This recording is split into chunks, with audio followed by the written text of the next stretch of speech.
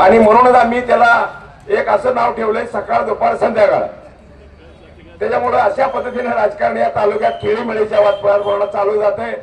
आणि या भारतीय जनता पार्टीमध्ये काम इथं वाढवत असताना ज्याने आम्हाला त्याच्यामध्ये जोखून घेतलं असे माझे मित्र श्रीकांत दादा देशमुख, त्याचबरोबर नगरपालिकेमध्ये युतीचा कारभार करत असताना जपके सर इथं असतील, आमचे मार्गदर्शक रफिक भाई असतील, त्याचबरोबर या सांगोल्याचा कारभार कशा पद्धतीने करावा याचं वेळोवेळी मार्गदर्शन आपले विधितज्ञ या ठिकाणी भाऊनी मला दिलेला कायदेशीर सल्ला, आजही मी गेले 40 वर्ष भाऊच्या संपर्कात आहे।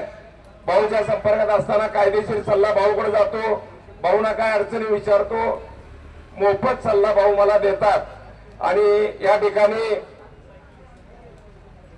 एकसंब्यावरून माझे मित्र खासदार साहेब मान्य जोल्ले साहेब यांचे बंधू अप्पासाहेब जोल्ले, त्यांचा फोन आला मला, भाऊ माझे सोलापूर डीसीसी बँकेची बेळगावची जिल्ह्याची आमची मीटिंग चालू आहे, निवडणुकीचे फॉर्म भरायचे आहेत, माझी येण्याची फार इच्छा होती, परंतु मी आणि मॅडमचा त्यांचा ज्या आमदार आहेत निप्पाणीच्या जोल्लेताई यांनी फॉर्म भरलाय, आजची शेवटची तारीख आहे, माझ्या बंधूला मी पाठवून देतो असा त्यांचा निरोप आला। या ठिकाणी माजी पालकमंत्री सुभाष विजयकुमार देशमुख आताच फोन आला, मी निघालो म्हणले मी भेट देऊन जाणार आहे, किती वेळ उद्या मी येतोय, तिथला कार्यक्रम संपून मी येतोय। जयाभाऊंचाही फोन आला होता, करमाळ्यामध्ये अतिवृष्टी झालेल्या लोकांनी घराला घातलेला आहे, मी किती वेळ उद्या मी येऊन भेट देऊन जाणार असा जयाभाऊचा निरोप आला। जयाभाऊला तिथनं बाहेर लोक पडू देत नाहीत अशी परिस्थिती आहे। अनेक यामध्ये मान्यवर समाधान दादाचा फोन आला, बाबासाहेबांचा फोन झालेला आहे, हे सर्वांचे फोन, प्रशांत पर्यटकांचा भी फोन झालाय, हे सर्व नेते मंडळी माझ्यावर त्यांचे अनेक उपकार आहेत आणि मी या उपकाराचे ऋण त्यांचे कधीही आयुष्यात फेडू शकत नाही।